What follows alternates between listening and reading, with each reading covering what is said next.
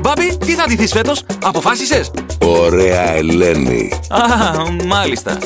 Εσύ, Ανούλα? Έκτορας. Α, κατάλαβα, θα είστε στο άρμα με τους Τρόες. Όχι, εμείς θα είμαστε στο άρμα των Τροικανών.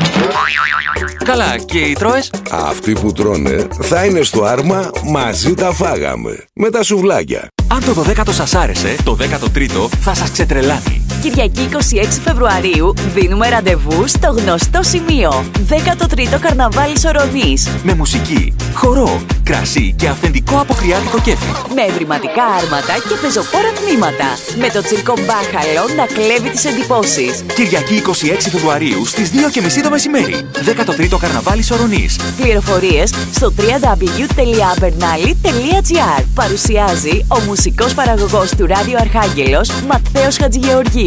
Guest DJs Δέσποινα Κρητικού, Φώτης Αντωνάς. Χορηγή Διατροφική Πυραμίδα Μωράρης Εμμανουήλ και Οδείο Αιγαίου.